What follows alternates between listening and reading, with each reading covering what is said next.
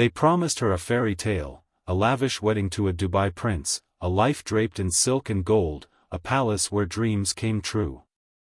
But behind the glittering facade of that desert kingdom lay a darkness so sinister it would claim her life.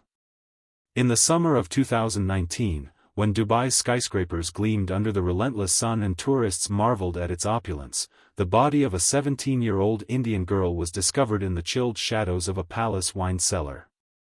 Her name was Laila Sharma, and her death tore open the veil on one of the most horrific marriage trafficking rings ever uncovered, stretching from the slums of Mumbai to the elite enclaves of the UAE. For 3 months, Laila had been a prisoner in a gilded cage, her every moment of torment captured on a hidden phone. Her final recording, a trembling whisper in the dark, carried a vow: "If you hear this, I'm probably gone. But I won't let other girls suffer like I did." How did a desperate family fall into this trap? How did a revered prince become a monster?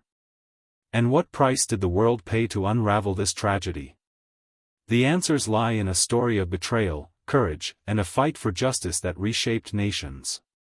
In a cramped corner of Mumbai, where the air buzzed with the chaos of a city that never slept, Laila Sharma grew up as the eldest daughter of a struggling family. Their 2-room apartment, perched in a crumbling high-rise, was a sanctuary of love despite its peeling walls.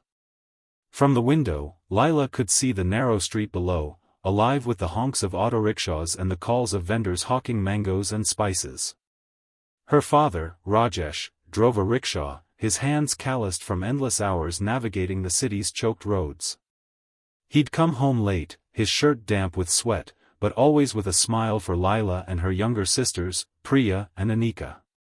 To Laila, he was a titan, a man who taught her to dream big despite their poverty. Her mother, Sunita, was the family's quiet strength, her hands rough from years of sewing to make ends meet. The apartment was small, but it echoed with the girls' laughter, a fragile shield against the world outside. Everything changed the day Rajesh's rickshaw met a truck on a rain-slicked highway. The crash was sudden, brutal, a screech of metal, a shattering of glass. Rajesh survived, but his spine didn't. Bedridden, his once vibrant spirit dimmed, replaced by the weight of helplessness. Medical bills piled up like a cruel tide, drowning the family's hopes.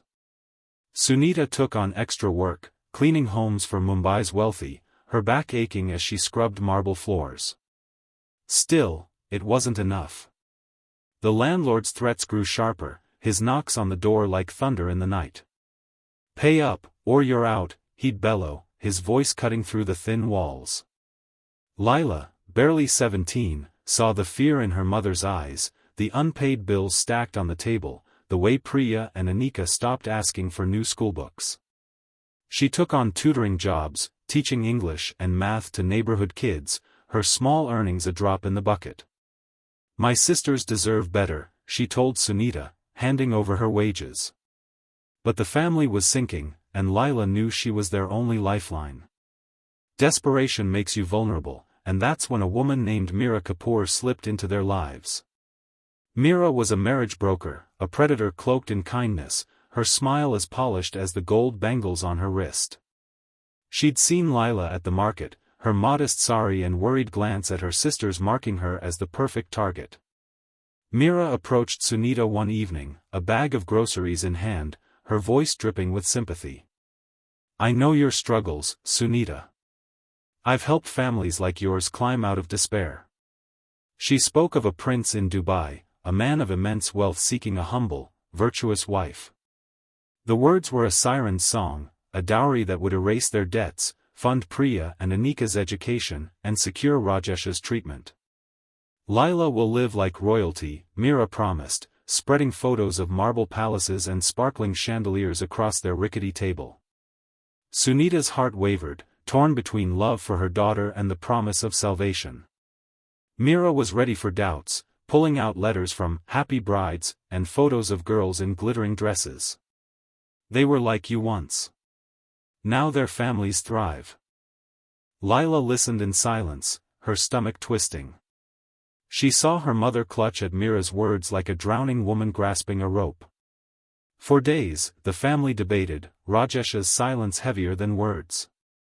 Sunita recounted Mira's promises: money for medicine, a future for the girls. One night, as the family sat around their flickering lamp, Lila spoke, her voice steady despite the fear in her chest. "I'll do it. For us." Her words hung in the air, a sacrifice sealed. Sunita wept, clutching an old scarf. Rajesh stared at the ceiling, his eyes wet. Mira moved fast, producing forged documents that aged Lila to 19, complete with fake health certificates and a marriage contract. The night before she left, Lila lay awake, staring at the cracked ceiling, wondering if she'd survive this choice. Sunita sat beside her, whispering, "You're our light, Lila." It was a farewell, a prayer, a plea. The wedding was a whirlwind, staged in a glitzy Mumbai hotel banquet hall. Golden drapes framed the room, and flowers perfumed the air, but the guest list was sparse: Lila's family, a few of Mira's associates, and hotel staff. Prince Zayed bin Hassan Al Maktoum appeared via video, his voice smooth, his smile practiced. "I welcome Lila into my world," he said, his image flickering on the screen. Lila, in a crimson sari, signed the papers, her hands trembling. Mira hovered, ensuring every detail was perfect, the forged age unnoticed. When the screen went dark, a heavy silence fell, the celebration hollow. Lila had hours to say goodbye. She hugged Priya and Anika, their small arms clinging to her. "Don't forget me," Priya whispered, pressing a family photo into Lila's hand. Sunita's eyes brimmed with fear and hope. Rajesh, bedbound, managed a hoarse whisper, "If it goes wrong, we're here." Those words echoed as Lila boarded a plane with Mira, clutching a suitcase with her scarf, the photo, and a few textbooks, remnants of her dreams. Dubai's airport dazzled with its polished floors and gleaming lights, but Prince Zayed's welcome was cold. "You're in my domain now," he said, his grip on her arm firm as he led her to a sleek black car. The drive to his Emirates Hills palace was silent, the city's glamour fading into the reality of her new life. The palace was a marvel, marble floors, crystal chandeliers, but it was a prison. Cameras tracked her every move, her phone restricted to approved contacts. Zayed's control was absolute. He dictated her diet, her sleep, even her weight, demanding she stay at 110 pounds or face punishment. The first assault came when Lila refused a revealing dress he'd chosen. He locked the door, his voice icy, "You're mine. Obey." Her resistance was met with violence, his hands leaving bruises she learned to hide. Lila's spirit dimmed, but she clung to thoughts of her family, knowing escape could endanger them. Elena Santos, a Filipina maid, became Lila's only ally. She saw the marks on Lila's skin, the emptiness in her eyes. "You're not the first," Elena whispered, covering a bruise on Lila's neck. She spoke of other girls, brides who vanished without a trace. Risking everything, Elena smuggled Lila a cheap phone. "Record it all. It's your only weapon." Lila began documenting her nightmare, whispered audio in the dead of night, videos of her trembling hands and battered face. "My name is Lila Sharma," she recorded, her voice a mix of fear and resolve. "I'm 17, trapped in Prince Zayed's palace. He calls me his wife, but I'm his prisoner." Elena connected Lila to Tara Desai, an Indian activist fighting for trafficked women. Through encrypted messages, Tara urged Lila to gather evidence for the UAE police. Zayed grew suspicious as Lila withdrew, avoiding his gaze, lingering in the bathroom. He found a note from Elena, "Hold on, it'll change," and his rage exploded. He interrogated Lila, his shouts echoing through the palace. When she stayed silent, he struck her, the blow sending her sprawling. New cameras were installed, her movements further restricted. One night, Lila recorded a final video, her voice barely audible over the hum of the palace's air conditioning. "This isn't life. It's a cage. But I won't give up." She was still filming when Zayed burst in, his eyes catching the phone's glow. "What's this?" he roared, snatching it. The screen showed her bruised face, her plea for help. His fury was unstoppable. He smashed the phone, grabbed her hair, and threw her to the floor. "You'll never leave," he screamed, his hands tightening around her throat. Lila fought, her nails clawing at his arms, but his strength overwhelmed her. A second phone, hidden in a vase, recorded it all, her gasps, his snarls, the final silence as her body went limp. Zayed stood over her, panting, then called his guards. "Hide her. No one can know." They wrapped Lila's body in a sheet and carried it to the wine cellar, a cold, forgotten corner of the palace. But Elena had received an emergency signal from Lila's second phone. Heart pounding, she accessed the palace's cameras, watching in horror as Zayed stood over Lila's lifeless form. She uploaded the footage to a secure cloud and contacted Tara. "He killed her," Elena typed, her hands shaking. "We're out of time." 3 weeks later, international pressure and Tara's evidence forced the Dubai police to act.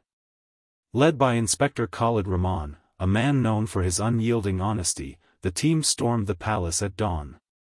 They found Lila's body in the cellar, preserved by the chill, her neck bearing the marks of strangulation. The second phone's audio captured Zayed's chilling words, "Problem solved." Elena's footage showed the guards hiding the body, and Lila's recordings detailed months of abuse. Khalid's team uncovered a locked room filled with files, contracts, fake passports, and journals listing dozens of girls, their ages altered, their lives bartered. The evidence pointed to a vast trafficking network, with Mira Kapoor at its heart. Zayed's trial was a global spectacle, the courtroom packed with journalists and activists. Prosecutor Noor al-Bayadi played Lila's final recording, her voice haunting the silence. "This isn't just one girl's murder," Noor declared. "It's a system of exploitation."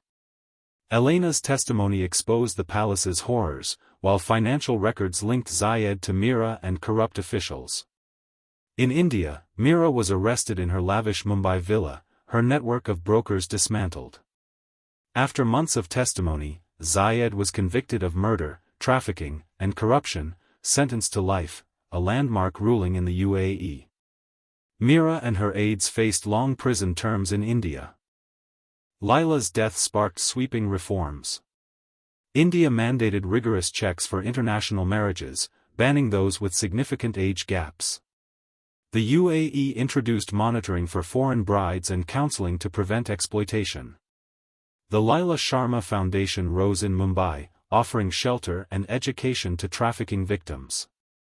Lila's recordings, once a cry in the dark, became a beacon for change, her name synonymous with courage.